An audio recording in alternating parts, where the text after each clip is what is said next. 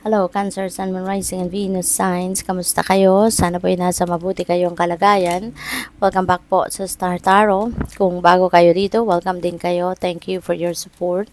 I truly appreciate it. God bless you all. Music. There is a melody to be heard in the deepest parts of the woods if only we listen. Ayan. So, parang yung music na to, hindi ito yung literal, no? Hindi ito yung literal na musika. But, maaaring maaaring mga messages ito. Guidance from the divine, no? So, pwedeng ganun yun ang ganap. Maaaring meron kayong mga downloads, no? There could be downloads, there could be intuitive messages, nudges na binibigay sa iyo or pinapadala sa inyo ng divine universe, pero maaaring hindi ninyo to naririnig, no? Kaya ito yung paalala sa iyo, no? If only we listen, diba? If only you listen, yung ganon. So, tignan natin kung ano pa. We have time. Embracing the dewdrops of life before they disappear with the morning sun. Ayan, take advantage of this.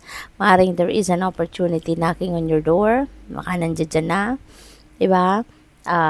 Pero hindi ninyo siguro to napapansin pa. Maaaring nai-ignore pa ninyo to or maybe totally hindi ninyo pinapansin. No? Kaya, before it slips away from you, before that opportunity slips away from you, yan, pansinin nyo na. Gawin na ninyo yung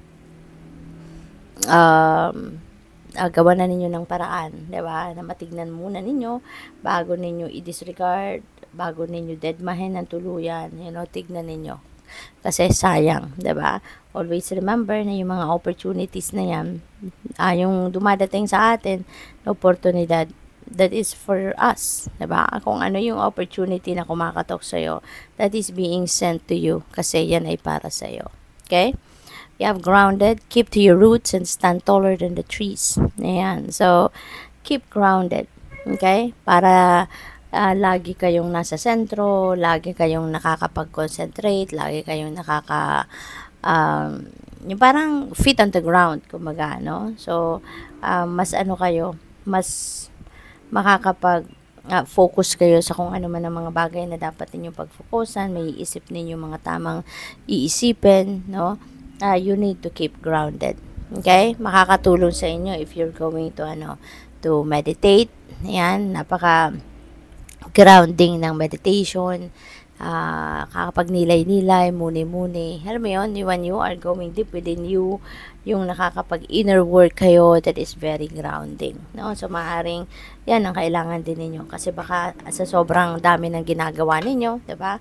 Marami kayong pinagkakabisihan, kaya may tendency siguro na ungrounded kayo at hindi kayo makapag-isip ng mabuti, makapag-isip ng maayos, makapag-desisyon ng maayos. We have the Tower. Ayan, merong mga pagbabago dito na magaganap sa buhay ninyo na hindi ninyo sukat akalain or hindi ninyo inaasahan. This is a surprise element, no? May surprise element sa mga bagay na ito. Kaya, yun, pagkakaroon ng mabilisang pagbabago sa buhay ninyo at ayan, maaring ma-confuse kayo, maaring masaktan kayo. So, depende kasi sa pangyayari. Maaring you're holding on too much dito sa, kunyari, let's say for example, trabaho. 'Di ba? Sa trabahong ito, alam mong toxic na to para sa'yo, maaring alam mong hirap ka na dito, mentally and physically demanding siguro ang trabahong ito, but you are hanging into it kasi alam mo na maaring ito lang yung ninyo, ito lang yung source ninyo ng kabuhayan. So, maaring ganun. Kaya kahit hirap na kayo, hindi kayo umalis. Kasi, kung magsisimula na naman kayo ng bago, maghahanap pa kayo ng panibago, mag-a-adjust kayo at lahat.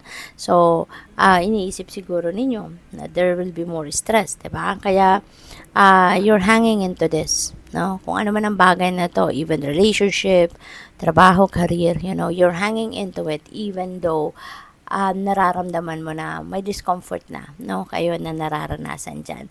Kaya, depende sa inyong sitwasyon, maaaring yan, no? Maaaring masaktan ka, no? Emotionally, ma-confuse ka, bakit nangyayari ito ng mga pagbabagong ito. But, everything happens in divine order and timing, 'di ba? Everything happens for a reason. Kaya maaaring ito, no? Madidiscover mo din at the end of the day, no? Kapag nakapag-settle ka na sa bago mong kakalagyan kung saan man kayo dadalhin ng event na to, kapag nakapag-settle ka na, marirealize mo yan, no? Kaya pala nangyari sa akin yun. Para madala ako sa ganitong sitwasyon, no? Kasi you will be aligned, no? You will be aligned, no, sa inyong destiny, sa inyong purpose, kung saan kayo dadalhin ng event na to. Kaya, kalma lang, no? Pasensya, magkalma, at wag na ninyong questionin kung bakit mangyayari ang mga bagay na ito, no? So, what else? We have Ace of Swords. Ayan, there is victory energy. No, magkakaroon kayo dito ng tagumpay. There is victory in some areas of life dito. Kung ano man ang pinaglalaban ninyo or ano man yung hirap na pinagdadaanan ninyo, you're going to claim your victory over that. No, mapagtatagumpayan mo to. Magiging magkakaroon ka dito ng mga epiphany, ng mental clarity, magkakaroon ka ng focus, no, sa mga gagawin mo, kaya mapagtatagumpayan mo siya. At magsisimula ka ng bagong chapter, no? After this, no, mapagtagumpayan mo kung ano man ang problema na ito, magsisimula ka ng bagong path, no, sa buhay. So, maaring mabisi kayo, no, kasi maraming pagbabago ang pwedeng mangyari dito. May change ito, may change din ito, no? So, good luck. Three of Swords in reverse. Ayan. So, this is good kasi naka-reverse na siya. Ibig sabihin nito na overcome mo na yung samahan ng loob, na overcome mo na yung sakit, na overcome mo na yung frustration mo, 'di ba? Yung sorrow mo, yung lungkot, no? So, you are healing. You are recovering, no? You're recovering, you are healing, you are mending your heart. Ginagamot mo na ngayon yung sugat ng puso mo, yung ganon. So, maganda rito kasi may forgiveness na. Diba?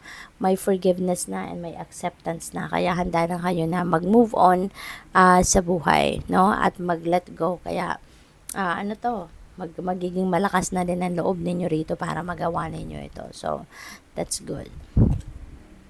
We have Six of Pentacles and this is generosity energy, no? So, siguro, meron kayong pangangailangan sa ngayon and that could be money.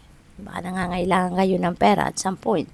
Pero, meron din tutulong sa'yo. Baka makukuha mo, magkakaroon ka ng prosperity, magkakaroon ka ng abundance. Kasi maaari din na magkaroon dito ng windfall of money, no? God knows, diba? God knows kung anong kailangan ninyo. God knows kung kailan ninyo ito kailangan, no? Kaya wag kayong mag-alala. Lagi lang kayong magdadasal, always think positive, kasi hindi natutulog ang Diyos. Kung ano man ang kailangan ninyo, yan ay ibibigay sa inyo at a perfect time. Okay? Kaya yun, dadating kung anong kailangan ninyo, yan ay dadating. At ang maganda riyan, kasi kahit na may pangangailangan kayo, so bibigyan kayo ng marami, no? Na pwede mong sufficient para sa pangangailangan mo, and at the same time magkakaroon ka ng sobra para makatulong ka din sa iba, 'di ba? Kasi naturally generous ka din na klaseng tao. You're also very compassionate. So we have 9 of Wands in reverse. Ayan. So pagod, no? Pagod kayo. Feeling ko hindi ito physical na pagod, but this is emotional and mental na pagod, no? So siguro kasi maaari kayong maraming iniisip, 'di ba? Maraming iniisip dito kasi syempre pagbabago 'yan, nagulat kayo dito din, may problema kayong kinaharap, pinagtagumpayan ninyo dito rin, samahan ng loob. So, emotional and mental, ang nakikita ko ritong bigat, no, na naranasan ninyo recently or in the past. But you are healing. So, unti-unti magiging maayos na din ang lahat kasi papunta ka na sa pag-heal, papunta ka na sa pagbabagong buhay. So, good luck. Thank you for watching. Love and light. Namaste.